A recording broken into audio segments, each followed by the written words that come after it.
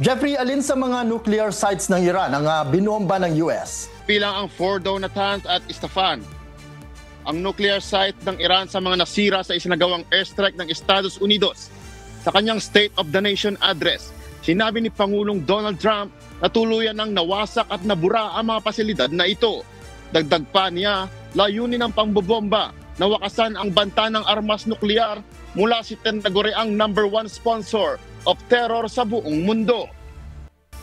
Our objective was the destruction of Iran's nuclear enrichment capacity and a stop to the nuclear threat posed by the world's #1 state sponsor of terror. This cannot continue. There will be either peace or there will be tragedy for Iran far greater than we have witnessed over the last 8 days.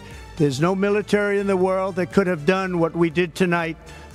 Last night, on President Trump's orders, U.S. Central Command conducted a precision strike in the middle of the night against 3 nuclear facilities in Iran, Fordow, Natanz, and Isfahan, in order to destroy or severely degrade Iran's nuclear program.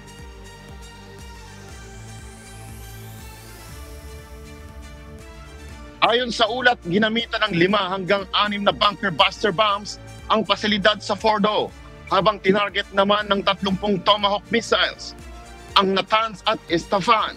Matatanda ang una ng hinimok ni Trump ang Iran na ihinto ang kanilang nuclear engagements program.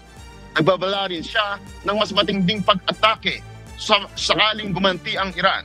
At samantala, nanawagan si Iranian crisis spokesman Morteza Haidari sa international community na mahigpit na kondenahin ang pag-ataking isinagawa ng Estados Unidos. Balik sa iyo, Noel. Yes, Jeffrey, ano naman ang naging pahayag ng Israel sa ginawang pag-atake ng US sa nuclear sites ng Iran? Noel, pinuri at pinasalamatan ni Israeli Prime Minister Netanyahu si Pangulong Trump dahil sa makasaysayang pagtugon nito sa crisis sa gitnang silangan at umaasang magdudulot ito ng ganap na kasaganaan at kapayapaan sa rehiyon, Noel. Alright, maraming salamat Jeffrey Coz, live mula sa Edmonton, Canada.